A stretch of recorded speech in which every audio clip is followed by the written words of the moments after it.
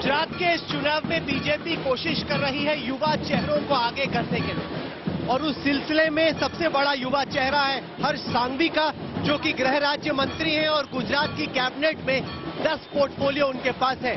हम लोग इस वक्त सूरत में हैं, हर्ष सांघवी के इलाके में। हर्ष सांघवी जी, जब भी मेट में आपका स्वागत है। सूरत में मैं सबसे पहले आपको और आपकी पूरी टीम का स्वागत करता हूं। सूरत शहर मेहमान गति के लिए खास तौर पे फेमस है। हम लोग यहाँ निकल रहे थे, एक जैन प्रोसेशन चल रहा है, ये तो आप ही की कम्युनिटी का प्रोसेशन है, उसके बारे में थोड़ा बताएं, क्योंकि यहाँ पे 7 सीटों में आपके समुदाय के काफी लोग यहाँ मौजूद हैं। देखिए, भारतीय जनता पार्टी का परिवार सूरत में बहुत ही बड़ा परिवार है। सभी समुदाय के लोग ये परिवार में शामिल हैं, उसमें से जैन समाज भी यही समुदाय का एक भाग है। भारतीय जनता पार्टी सूरत शहर और गुजरात में सपरिवार के तौर पे चलती हुई पार्टी है। पिछले 27 साल से भारतीय जनता पार्टी और गुजरात के नागरिकों का इसी प्रकार का संबंध बनता रहा है, और यही संबंध के साथ ये चुनाव में भी हम लोग आगे निकल रहे हैं। तो हर्ष भाई, कोई दीक्षा का प्रोसेशन चल रहा है, उसके बारे में थोड़ा बताएं। मुंबई में रहने वाली बेटी श्रेणी कल दीक्षा लेने जा रही है। सभी प्रकार के सुख संपत्ति को छोड़ के वो मोक्ष के मार्ग पे दीक्षा लेने जा रही है, और उसी के आज महोत्सव में पूरे सूरत के जैन समुदाय के लोग जुड़े हुए हैं। आइए वहां उनको मिलने आया हूँ।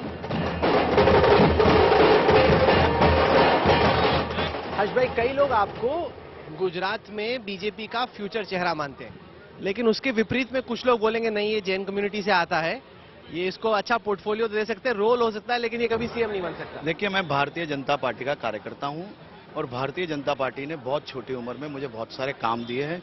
अभी मैं काम सीख रहा हूँ, मेरे लोगों के साथ ये काम कर रहा हूँ, और मैं एक कार्यकर्ता के तौर पे जीवन भर भारतीय जनता पार्टी का कार्यकर्ता, एक श्रेष्ठ कार्यकर्ता बनने का प्रयास करता हूँ। आप तो इससे पहले एनसीपी में थे ना, कई साल पहले, और वहां पे और यहाँ पे आप क्या फर्क पाते? मेरा जन्म भारतीय जनता पार्टी के विचारों में हुआ है, और भारतीय जनता पार्टी के विचारों के साथ ही मैं बड़ा हुआ हूँ।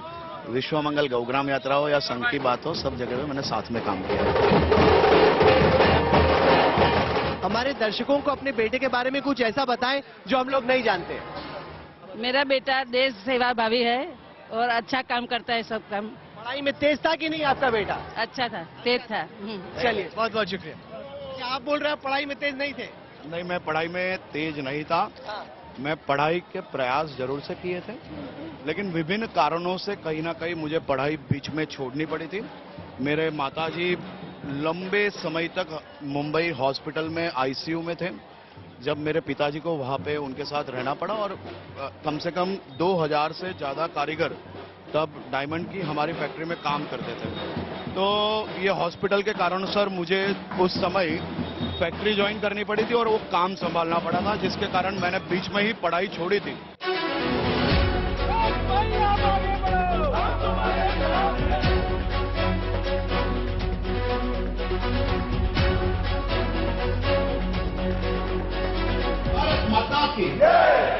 हर्ष भाई, सूरत पारंपरिक तौर पे बीजेपी का एक तरीके से गढ़ रहा है, लेकिन इस चुनाव में आम आदमी पार्टी को लग रहा है कि कुछ ना कुछ सीटें वो सूरत जैसे अर्बन पॉकेट्स में निकाल पाएगी, और आपके गढ़ में आपको चोट पहुंचा पाएगी। देखिए, भारतीय जनता पार्टी और गुजरात की जनता, ये एक अलग प्रकार का रिश्ता है, ये अलग प्रकार का नाता है।